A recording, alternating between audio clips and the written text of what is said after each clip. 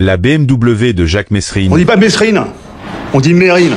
souvent associée à la fin tragique de sa vie, est un élément clé dans l'histoire du célèbre criminel français. Jacques Mérine, surnommé l'homme aux 1000 visages, était un gangster notoire qui s'est fait connaître dans les années 1960 et 1970 pour ses évasions spectaculaires, ses braquages audacieux, et son statut de figure emblématique du grand banditisme en France. Sa mort, survenue le 2 novembre 1979, est intimement liée à sa voiture, une BMW série 5. Jacques Mérine conduisait une BMW 528i, un modèle emblématique de la marque allemande dans les années 1970. Cette voiture, à l'époque, était un symbole de performance et de raffinement. Avec son moteur puissant et sa tenue de route exceptionnelle, elle correspondait parfaitement au personnage de Mérine, qui aimait le luxe et cherchait à toujours avoir un coup d'avance sur les forces de l'ordre. Cette BMW 528 y était non seulement un choix esthétique et technique, mais aussi un outil stratégique.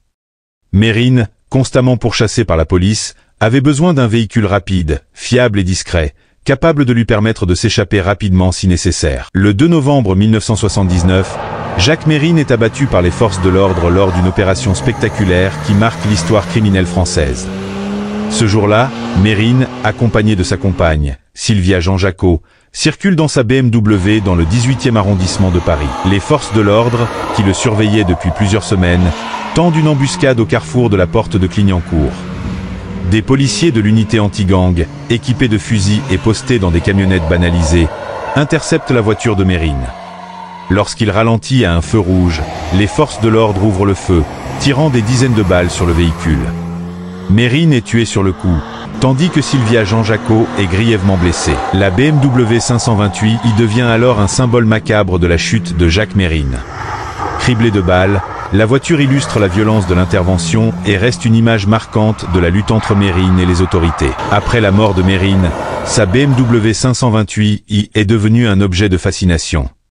Elle symbolise à la fois la fin tragique de l'un des criminels les plus célèbres de France et la détermination des forces de l'ordre à mettre fin à ses activités.